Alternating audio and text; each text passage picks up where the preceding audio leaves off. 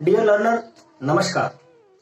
आप सभी का स्वागत है आपके अपने YouTube स्टडी चैनल पर। डियर स्टूडेंट, हम 11th क्लास के अंदर स्टडी कर रहे थे काइनेमेटिक, और काइनेमेटिक के अंदर मैंने आप लोगों को वेक्टर टीच करवाया था। उसके बाद में मैंने हॉरिजॉन्टल और एंगुलर प्रोजेक्शन के बारे में बताया था। ठीक है, तो उनके हमने अलग अलग डेरिवेशंस किए थे। आज हम जो स्टडी करने जा रहे हैं वो है सर्कुलर मोशन, और ये हमारे इस यूनिट का लास्ट टॉपिक भी है। तो डियर स्टूडेंट, सर्कुलर मोशन में एक्चुअल में जो आपने डिस्प्लेसमेंट, वेलोसिटी, एक्सेलरेशन, ये सब चीज स्टडी की थी, वो अब कैसे चेंज हो जाएगी। और सर्कुलर मोशन हम कहते किसके हैं? जब भी कोई ऑब्जेक्ट अगर सर्कुलर पाथ में रोटेट कर रहा है, सर्कुलर पाथ में अगर रोटेट कर रहा है तो हम उसको सर्कुलर मोशन कह सकते हैं। लेकिन अगर वो यूनिफॉर्म सर्कुलर मोशन है तो उसके अंदर क्या होगा? ऑब्जेक्ट कांस्टेंट स्पीड के साथ सर्कुलर मोशन कर रहा होगा, कांस्टेंट स्पीड के साथ सर्कुलर मोशन कर रहा होगा, तो उसको हम क्या कह सकते हैं? Uniform circular motion. अब यूनिफॉर्म सर्कुलर मोशन है, कांस्टेंट स्पीड है, बट कांस्टेंट वेलोसिटी, क्योंकि वेलोसिटी यहां कांस्टेंट नहीं है, क्योंकि उसकी हर वक्त जो है डायरेक्शन चेंज हो रही है। डायरेक्शन कैसे चेंज हो रही है? अगर हम बात करें सर्कुलर मोशन की, तो ये मान लिया कोई ऑब्जेक्ट है जो सर्कुलर पाथ में चल रहा है, और लेट सपोज मैंने कह दिया कि ये एंटी क्लॉकवाइज जा रहा है, और हर एक पॉइंट के ऊपर उसकी डायरेक्शन कैसे फाइंड आउट करते हैं? Tangent at that point. तो यहां हम टेंजेंट ड्रॉ करेंगे, this will be the direction of velocity at that point. In the same way, if we want to find the direction of velocity at this point, so just draw the tangent at that point, that will gives the direction of velocity at that particular point. देखिए, constant speed कह रहे हैं तो जो magnitude है velocity का और speed का वो तो सेम रहेगा, बट स्पीड के अंदर हमें पता है डायरेक्शन मैटर नहीं करती, बट वेलोसिटी के अंदर डायरेक्शन मैटर करती है। इसीलिए हम यहां पे कांस्टेंट स्पीड का जिक्र कर रहे हैं। तो यूनिफॉर्म सर्कुलर मोशन किसको कहेंगे? या सर्कुलर मोशन पहले लिख लीजिए। Circular motion means the motion of an object in circular path, in circular path is called circular motion. ठीक है, यूनिफॉर्म सर्कुलर मोशन किसको कहेंगे? Uniform circular motion, uniform circular motion,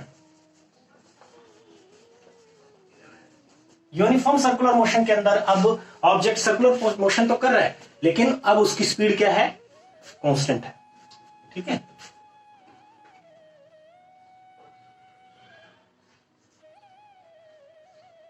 A type of motion, या फिर उसको आप लिख सकते हो the motion of the object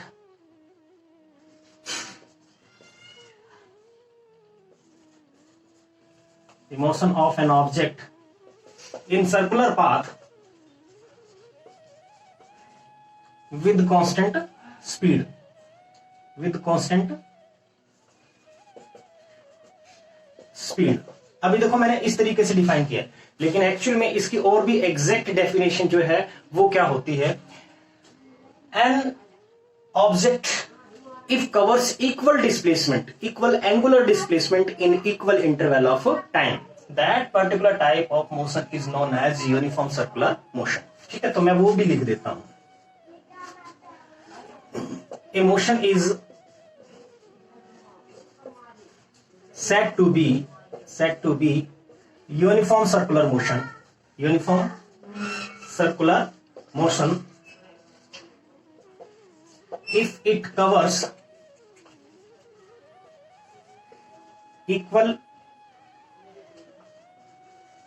angular displacement in equal interval of time, equal interval of time। So that particular type of motion is known as a uniform circular motion। देखिए, हर एक fix interval के अंदर equal angular displacement cover कर रहा हो तो उस motion को हम क्या कहेंगे? Uniform circular motion. लेकिन अब हमारे लिए एक और प्रॉब्लम यहां क्रिएट हो जाती है, वो ये है कि एंगुलर डिस्प्लेसमेंट हम किसको कह रहे हैं? तो हम यहां सबसे पहले एंगुलर डिस्प्लेसमेंट, एंगुलर वेलोसिटीज और एंगुलर एक्सेलरेशन के कंसेप्ट को स्टडी करते हैं। उनको किस पर्टिकुलर यूनिट में हम मेजर करते हैं, ये चीज हम सीखेंगे। तो चलो स्टार्ट करते हैं। एंगुलर डिस्प्लेसमेंट,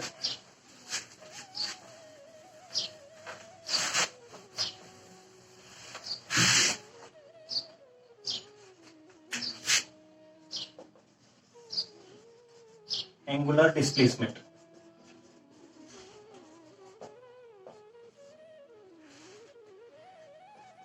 एंगुलर डिस्प्लेसमेंट को हम जनरली थीटा से रिप्रेजेंट करते होते हैं, एंगल ही होता है यहाँ पे। जैसे ये सर्कुलर मोशन हो रही है, यहाँ कोई ऑब्जेक्ट जो है सर्कुलर मोशन अगर कर रहा है सर्कुलर पाथ में, तो हम उसको ये कह सकते हैं कि उस ऑब्जेक्ट की एक पर्टिकुलर इंटरवल के अंदर पोजीशन कितनी चेंज हुई है, सेंटर पे एंगल कितना सबटेंड किया उसने। ये सपोज करो ये इसका सेंटर है और एट एन इंस्टेंट ये पी पॉइंट पे था और आफ्टर सम टाइम ये क्यू पॉइंट पे रीच कर गया, तो इसने एंगल सबटेंड किया theta eight the centre of circular path. So how the angular displacement is defined? It is generally the angle subtended. It is defined as the angle subtended at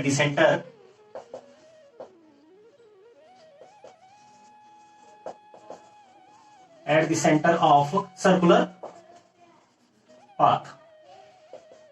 ठीक है, circular path के centre पे कितना angle subtend किया किसी particle ने, तो हम उसको क्या कह सकते हैं, एंगुलर डिस्प्लेसमेंट। ठीक है, so it is defined as the angle subtended at the centre of circular path by any particle. इसको हम मेजर किस में करते हैं, मेजर्ड इन रेडियन। रेडियन में मेजर करते हैं और यूनिटलेस है, डायमेंशनलेस। इट इज डायमेंशनलेस, इसके कोई डायमेंशंस नहीं होते हैं, क्योंकि अगर मैं थीटा से रिप्रेजेंट कर रहा हूं, थीटा इज इक्वल्स टू, आपने पढ़ा होगा आर्क अपॉन एंगल किसके बराबर होता है, आर्क अपॉन रेडियस हम लेते हैं। ठीक है, आर्क अपॉन रेडियस। तो देखिए ये भी मीटर में या सेंटीमीटर में, तो ये भी मीटर या सेंटीमीटर में गेट कैंसिल, तो इसकी जो डायमेंशंस होते हैं वो नहीं होते। लेकिन ये एक ऐसी यूनिट है, डायमेंशन लेस है बट इट हैज यूनिट, और यूनिट क्या है, radian. So generally theta can be written as dl by dr लिख सकते हो आप, या r लिख सकते हो, रेडियस अगर r से रिप्रेजेंट कर रहे हो। तो ये हमारा जो है जनरल इसका फॉर्मूला हो गया। ठीक है, एंगुलर डिस्प्लेसमेंट, आई होप आपको कंसेप्ट क्लियर हुआ होगा। नेक्स्ट पॉइंट पे भी चल लेते हैं, एंगुलर वेलोसिटी के बारे में और समझते हैं। एंगुलर वेलोसिटी,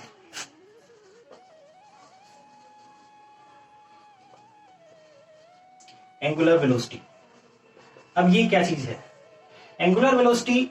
जैसे आपने वेलोसिटी को डिफाइन किया था rate of change of displacement, तो यहां हम कहेंगे rate of change of angular displacement, rate of change of the rate of change of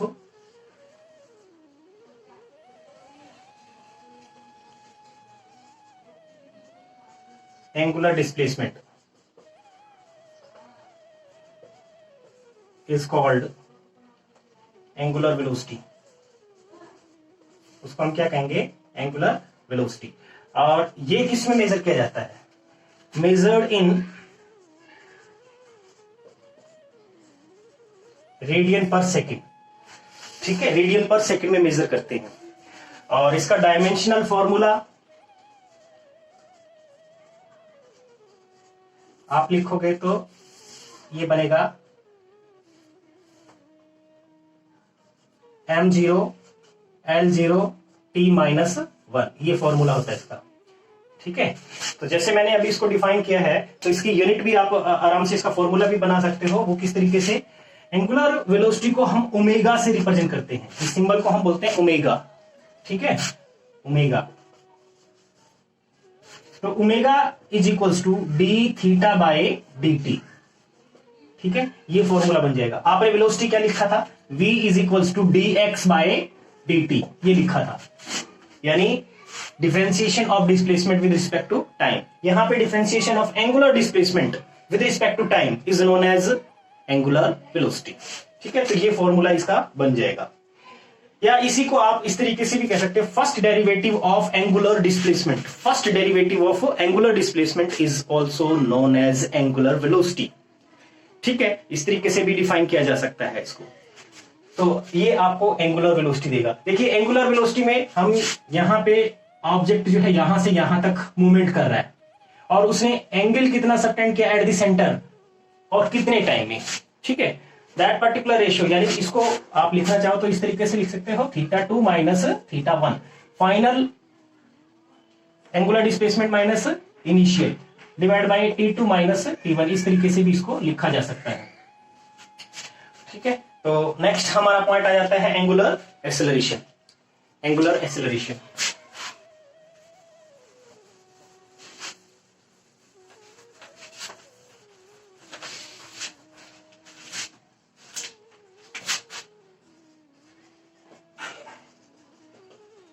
इसको अल्फा से रिप्रेजेंट करते हो,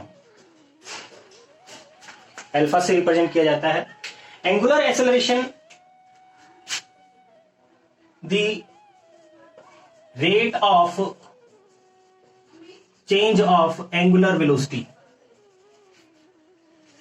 the rate of change of angular velocity is called angular acceleration,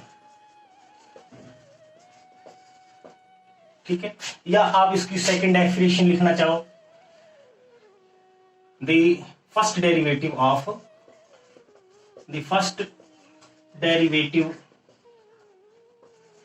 of angular velocity,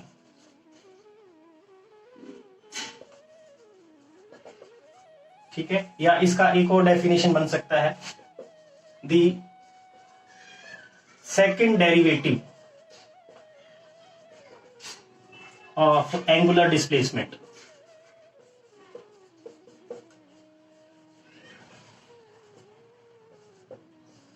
is called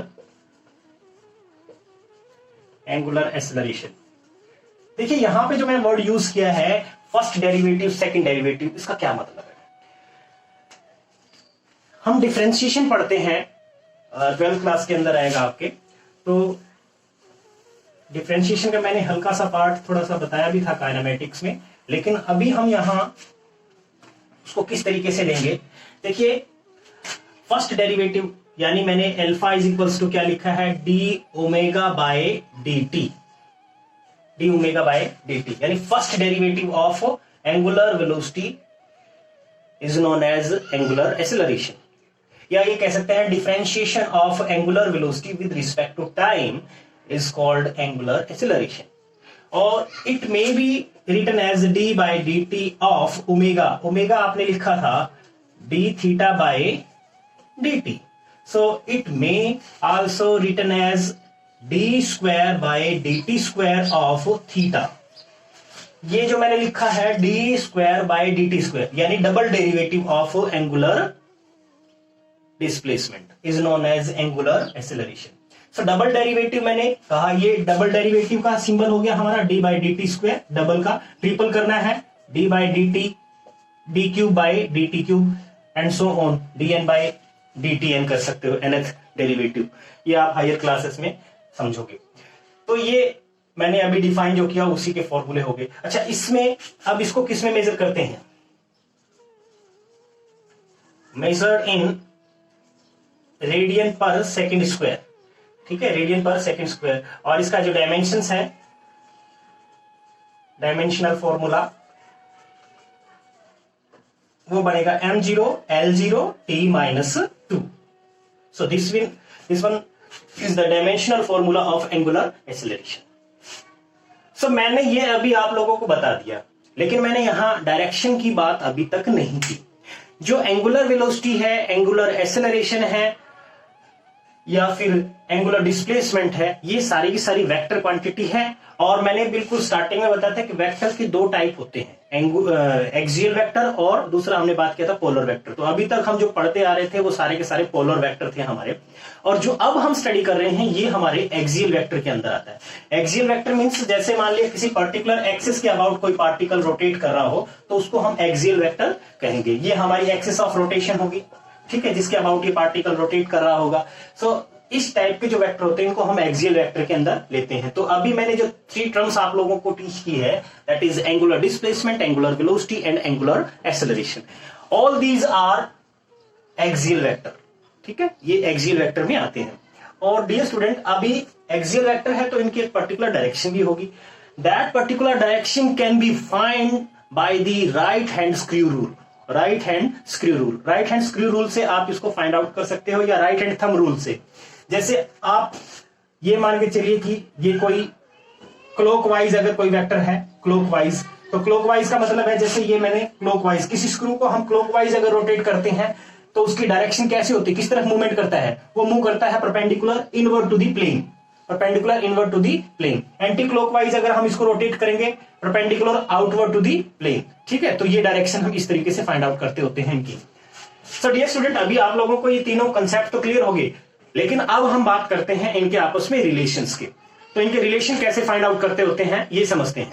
ठीक है, इनके relation को find out करने के लिए सबसे पहले हमें, जैसे मतलब रिलेशन का मतलब है हमारा एंगुलर डिस्प्लेसमेंट है, तो एंगुलर सिंपल लीनियर डिस्प्लेसमेंट के साथ उसका क्या रिलेशन है, एंगुलर वेलोसिटी है तो लीनियर वेलोसिटी के साथ उसका क्या रिलेशन है, ये रिलेशन हम अभी फाइंड आउट करेंगे। सो relation between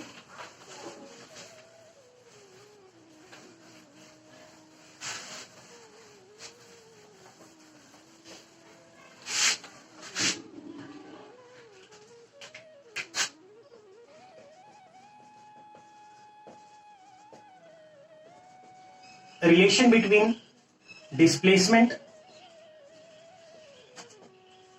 and angular displacement।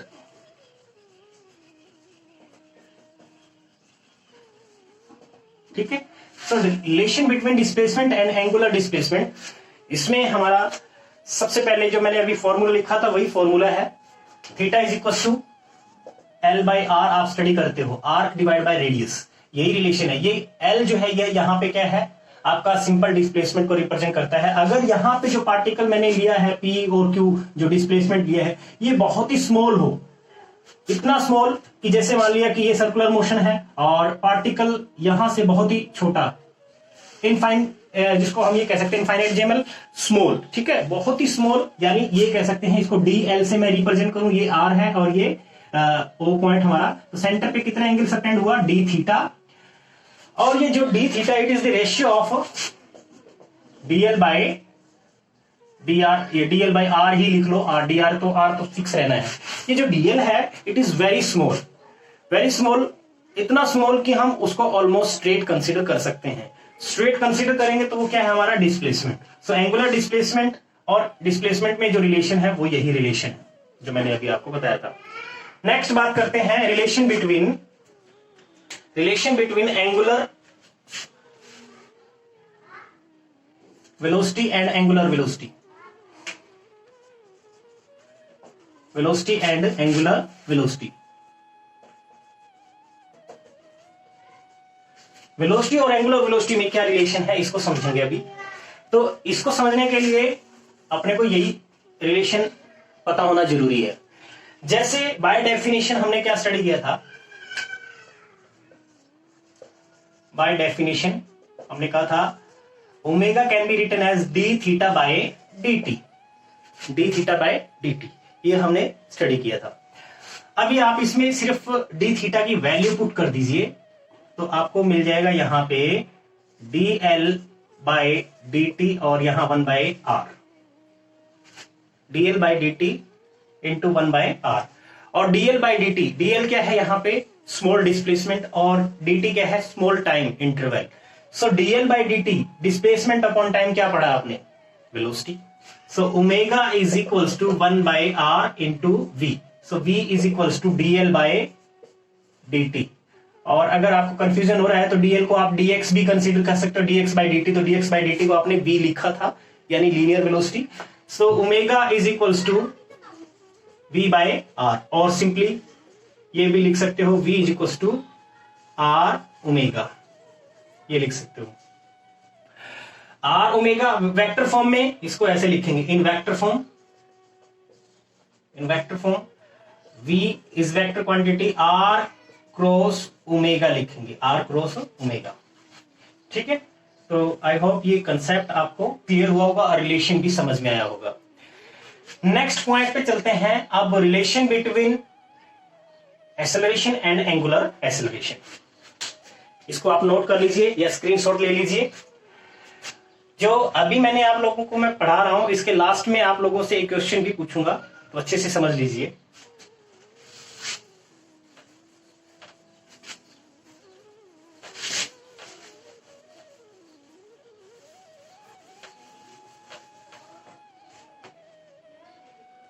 Next में रिलेशन बिटवीन एक्सेलरेशन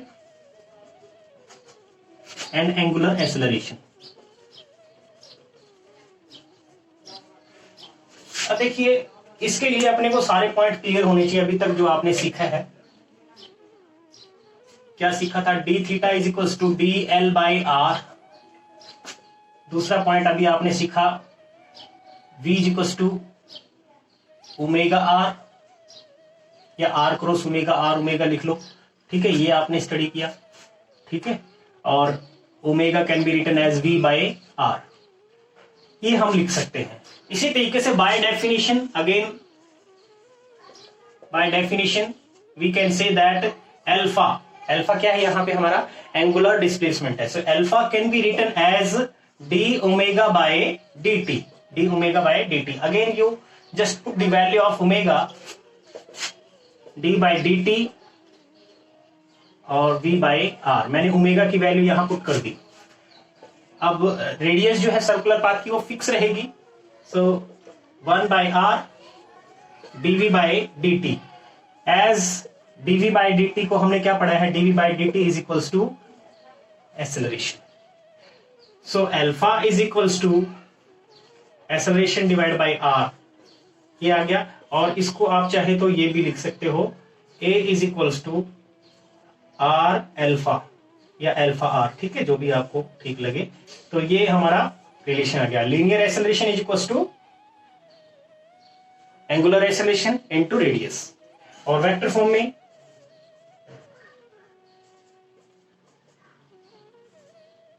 ये लिख सकते हो इन वेक्टर फॉर्म, ठीक है। अब इसकी डायरेक्शन तो हम राइट हैंड स्क्रू रूल से फाइंड आउट करते हैं। इसकी डायरेक्शन कैसे फाइंड आउट करते हैं?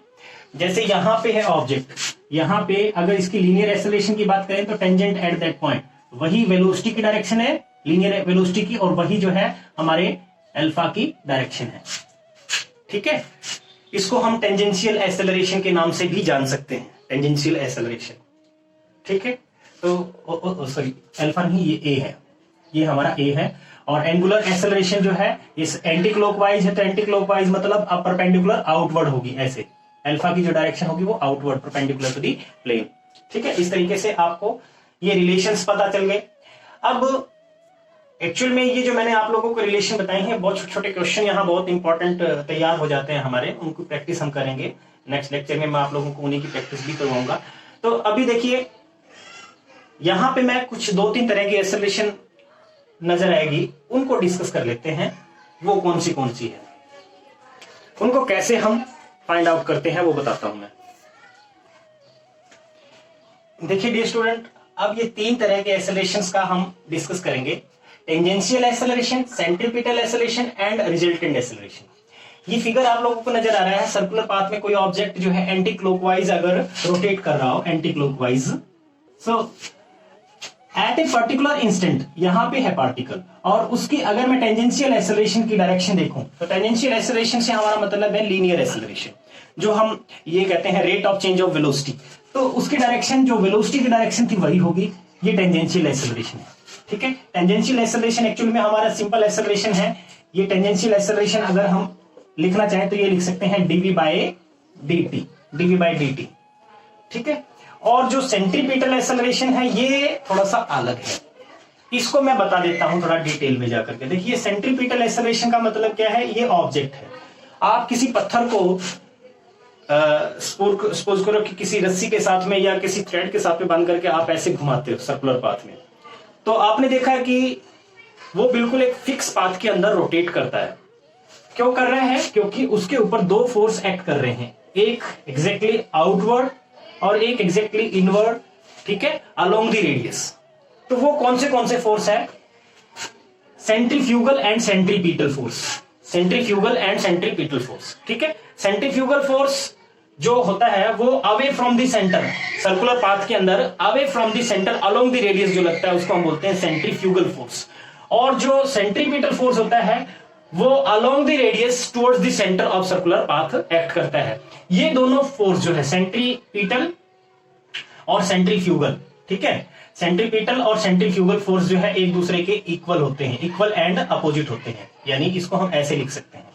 तभी कोई भी पार्टिकल जो है एक फिक्स सर्कुलर पाथ में रोटेट कर पाता है, जैसे कि सैटेलाइट होता है, जैसे हमारी अर्थ सन के अराउंड रिवॉल्व करती है। ठीक है, तो मैं इनके बारे में बता देता हूं। सेंट्रीपिटल फोर्स जो है, सेंट्रीफ्यूगल फोर्स हमारा F2 कितना होता है, इसको हम जनरली लिखते हैं mv²/r, mv²/r। जैसे यहां पे कोई ऑब्जेक्ट है, उसका मास है m और उसकी वेलोसिटी जो है वो है v और रेडियस हमने r कंसीडर की, तो mv²/r ये सेंट्रीफ्यूगल फोर्स होता है, centrifugal force. Okay, centrifugal force है ये। और सेंट्रीपिटल फोर्स डिपेंड करता है वो किस चीज का, आप कौन सी सर्कुलर पाथ की बात कर रहे हो सकता है एटम के अंदर बात कर रहे हो आप, हो सकता है कि आप किसी सन की या किसी प्लेनेट की बात कर रहे हो या सैटेलाइट की बात कर रहे हो, तो उस केस में ये जो है ये चेंज होगा। ठीक है, तो हम बात कर रहे हैं यहां पे, देखिए फोर्स एक्चुअली होता क्या है, m into some type of acceleration, mass into acceleration होता है। तो ये एक्सेलरेशन देखिए, अब इसको अगर हम दोनों फॉर्मूले को कंपेयर करें तो a इक्वल टू क्या आएगा, v²/r, v²/r। यही हमारी सेंट्रीपिटल एक्सेलरेशन है, ac, सेंट्रीपिटल एक्सेलरेशन। तो सेंट्रीपिटल एक्सेलरेशन का जो फॉर्मूला आया वो क्या है, वो हमारा हो जाता है ac equal to v²/r, v²/r।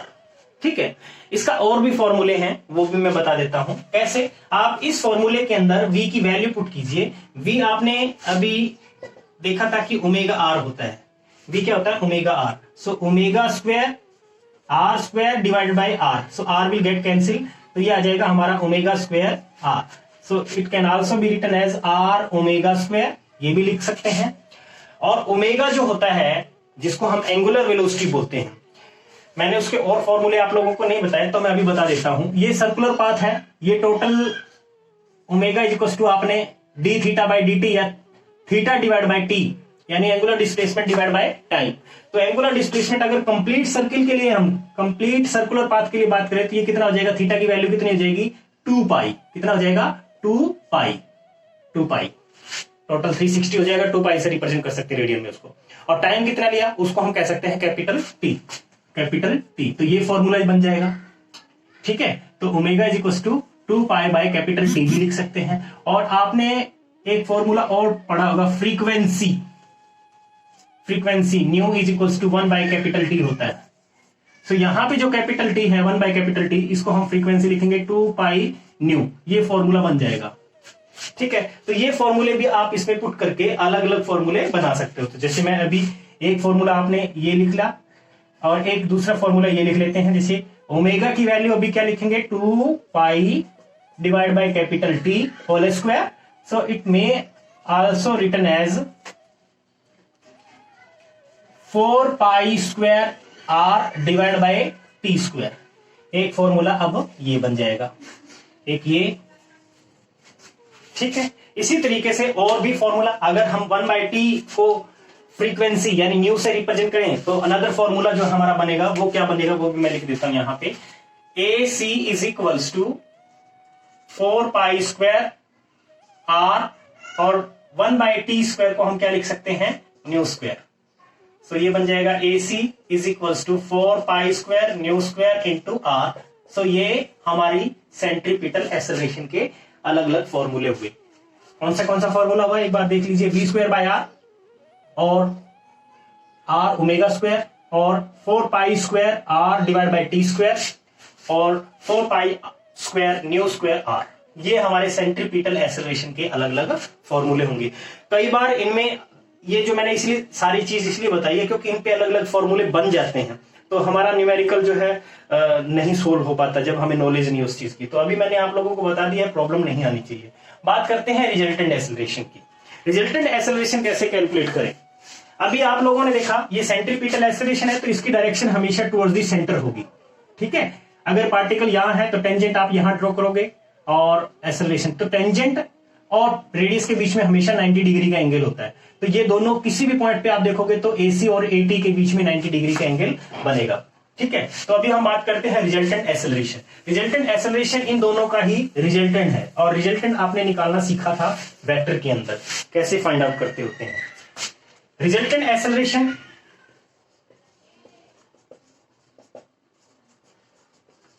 Resultant acceleration a r is equals to, ये हो जाएगा देखिए ए सी स्क्वायर प्लस में a t square plus 2ac a t into cos of angle between them, और एंगल बिटवीन देम होता कितना है 90। हमें पता है टेंजेंशियल एक्सेलरेशन और सेंट्रीपिटल एक्सेलरेशन है, इनके बीच का एंगल कितना होता है 90 डिग्री, और यहाँ पे कोस ऑफ 90, तो कोस 90 की जो वैल्यू होती है वो हमेशा 1 होती है, सॉरी 0 होती है। कोस 90 की वैल्यू हमेशा 0 होती है, तो 0 दैट मीन्स ये फैक्टर हमारा 0 हो जाएगा। So a r can be written as under root a c square plus a t square, ये हो जाती है हमारी resultant acceleration. That means resultant acceleration circular motion के अंदर हमें कैलकुलेट करनी है, तो सिंपली आपको क्या करना पड़ेगा, tangential acceleration square plus centripetal acceleration square और अंडर रूट, इस तरीके से आप रिजल्टेंट एक्सेलरेशन कैलकुलेट कर सकते हो। तो आज के लिए इतना ही काफी है डियर स्टूडेंट, हमारी यूनिट यहाँ पे कंप्लीट हो जाती है।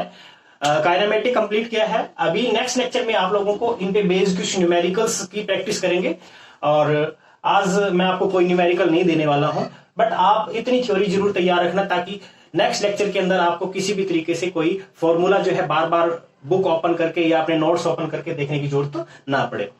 और आपसे रिक्वेस्ट है कि वीडियो जरूर लाइक कीजिए, शेयर कीजिए और सब्सक्राइब जरूर कीजिए। जो भी मेरे चैनल पे फर्स्ट टाइम आए हैं उनसे रिक्वेस्ट है कि आप भी मेरे चैनल को सब्सक्राइब कीजिए, और जितने भी मेरे प्रीवियस वीडियोस हैं उनको जरूर देखिए। उनका लिंक जो है नीचे डिस्क्रिप्शन में दे रखा है। जो प्लेलिस्ट है 11th क्लास की वो आप देख सकते हो। मैंने 9 से +2 तक की अलग अलग प्लेलिस्ट जो है यूट्यूब पे बना रखी है, उनको आप जाकर के देख सकते हो। तो आज के लिए इतना ही। Thank you and have a nice day.